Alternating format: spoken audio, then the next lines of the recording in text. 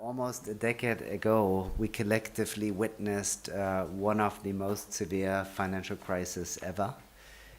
This crisis was leading to significant negative socio-economic implications, and we saw social unrest. It was suddenly tangible. Even in well-developed countries, there were many people dissatisfied with the way some of our financial systems and protections had developed. There was public bailout, and public bailout, of course, increases the pressures on countries in terms of the public finances and therefore affect the taxpayer and the people on the street.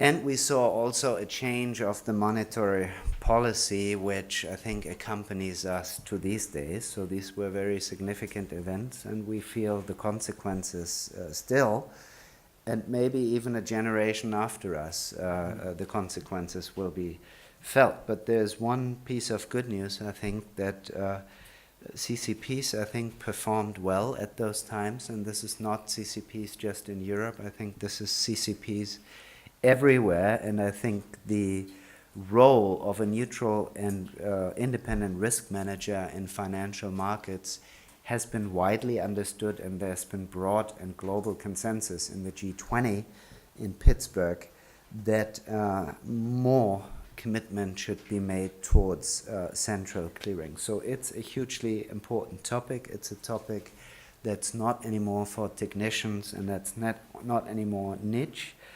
And the three problems that the CCPs can address that became evident during that financial crisis, I think are important to realize. One is the decoupling of taking risk and the bearing of the consequences.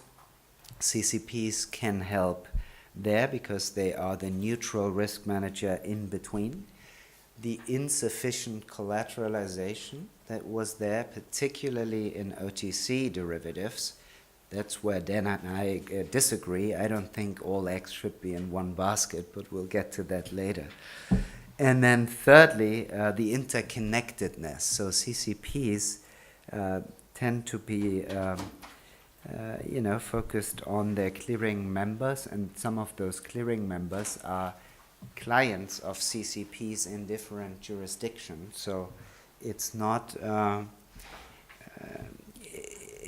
easy to have each jurisdiction to come up with their own rules. There are some repercussions, and the market is global, and that's why we need to be somewhat coordinated between the jurisdictions. But I think that worked well on the G20 level, and EMIR is the piece of legislation here in Europe that implemented some of the principles that were agreed in Pittsburgh at the time.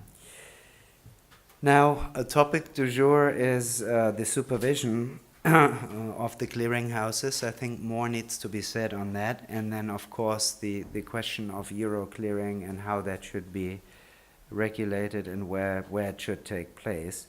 So let me start by maybe putting out there a vision, potential vision. People might disagree, but it's at least our vision for the future of our financial markets and how they might be supervised but also regulated going forward. We have welcomed the Commission's proposal, which is technically called EMIR 2.2, and when it was published last June, I think the market took notice, and everyone took notice, and even conferences deal with the topic. But some things have changed since June and the publication, and I think the most noteworthy is that we got some voices from the other side of the Atlantic. And I'm referring to some of the comments that were made by CFTC Chairman Giancarlo recently in a speech. And some will have seen this as a warning from the US to not unilaterally change existing equivalence decisions on CCPs. But I feel that many have failed to see the shift in the US position that you could detect when you go back to the speech and read the words carefully. So Chairman Giancarlo has given us the US take on how to supervise financial markets and how supervision, the framework, should look in the future. He clearly stated that the home jurisdiction should have primary oversight over its domestic CCPs, to which other foreign regulators should defer. That's what he said. So if you listen to that and just think about these words, I think we are pretty far from a concept of dual, triple, or whatever multiple jurisdictional supervision.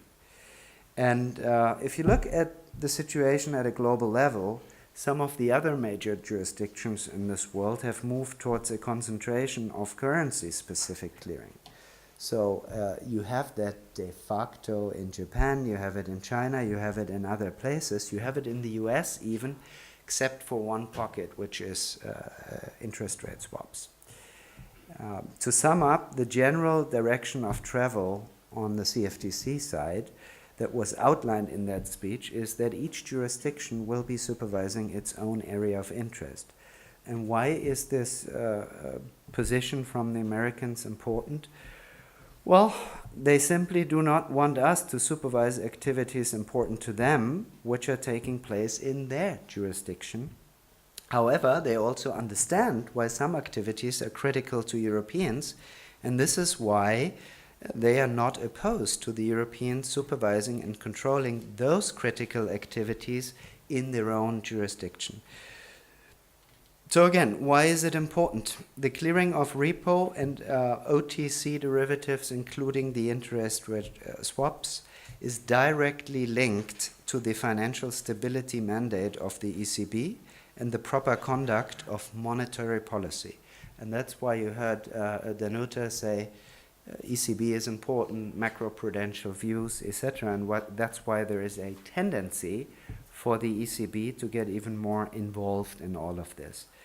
So dual supervision for systemic and critical activities in times of crisis will simply not work. What if there is a disagreement between all these global regulators? Someone has to be in the lead and be appointed the main guy. There can be consultation, there can be sharing of information, there can be joint sort of oversight roles, but someone has to take the ultimate decision. So how to get there whilst minimizing disruption? So the question is, how do we prepare for this new world order? And it's evident that we should do everything in our capacity to minimize the costs and to accompany the market participants in their times of uncertainty. And the key issue we need to address is the issue of cost. And I think some of the numbers circulating have been over the top and in some cases have harmed also the credibility if you look at the spread of numbers in terms of the cost of more choice in clearing. Then I think the range would have been enormous. The Commission had some numbers in their assessment which were single digit, and you have seen numbers as high as almost triple digit. So what is critical to realize is that costs can never be generalized. And that's important. They need to be assessed on a portfolio by portfolio basis. And while you may potentially see some small losses of efficiencies at first sight, these will be compensated over time by new efficiencies that are possible across products with ETDs, so exchange-traded derivatives, and within the same currency. So we take our responsibility as a market operator very serious in this context, and that's why, in order to assist market participants and regulators to cope with the current uncertainty, we have launched a sustainable partnership program on Monday. It is designed to further accelerate the development of a liquid EU-based alternative for the clearing of interest rate swaps.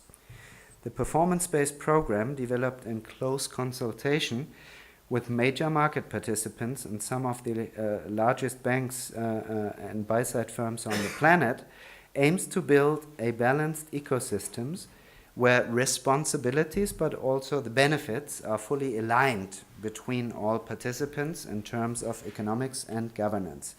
This market-led initiative will benefit the marketplace through greater competition and choice for clients, improved price transparency, as well as reduced concentration risk. So creating an efficient and stable institution or set of institutions is important, and that's part of the ESA review on how the supervisory framework will emerge. And I think the first thing to say here is that we are entirely happy as a important CCP in Europe with the framework of having NCA, so national authorities. In our case, that's BaFin and Bundesbank, who I must say have done a fantastic job over the last years, and they have been, since enacting of the new framework with the college, they have been our lead regulator, and I must say the system works better than I would have thought at the beginning. So that's, I think, to be said. So there is an element here of don't fix something that's not broken, but of course there is a reality